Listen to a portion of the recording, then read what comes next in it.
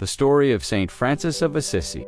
In the year 1182, in the small town of Assisi, Italy, Giovanni di Pietro di Bernardin was born to Pietro, a rich cloth merchant, and Pica, a kind-hearted woman with strong faith.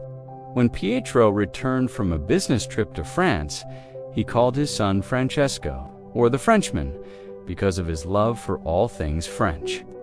Francis grew up handsome and charming, living a life full of luxury and laughter. He threw lavish parties, dressed in fine clothes, and dreamed not of holiness, but of knighthood and glory. He longed to become a great soldier and win honor for himself and his family. When war broke out between Assisi and the nearby city of Perugia, Francis joined the battle. His dreams shattered when the Assisi forces lost, and Francis was locked up for a year. During that time, illness and suffering began to open his eyes. He came home, but everything felt different.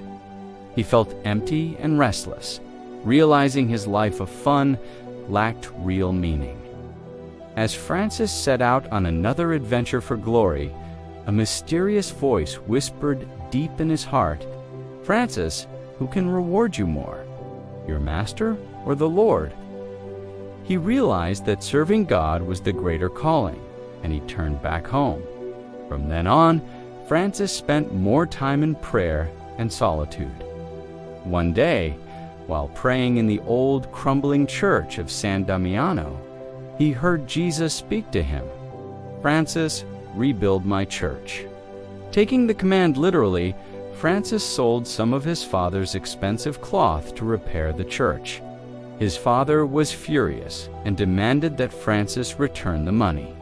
When Francis refused, his father disowned him. Before the bishop and the townspeople, Francis removed even his fine clothes, standing before them wearing nothing but humility. He said, "From now on, I will only say, 'Our Father in heaven.'" From that day on, Francis fully embraced a simple life. Dressed in a rough brown tunic, he traveled the countryside, spreading peace, love, and joy. He cared for the poor, tended to lepers, and lived among them as a brother. People saw Christ's light in him, and soon others joined him, inspired by his example. Together they became known as the Franciscans, or the Order of Friars Minor. Francis loved all of God's creation. He saw the beauty of God in the sun, the moon, the birds, and even the smallest creatures. He called them his brothers and sisters, brother sun, sister moon, brother wolf, and so on. His deep love for nature showed his belief that everything in creation was a reflection of God's goodness. In 1224, while praying on Mount Laverna, Francis received a miraculous gift, the stigmata, the wounds of Christ, in his hands, feet, and side. Despite the pain, he rejoiced, saying that suffering for love of Christ was his greatest blessing.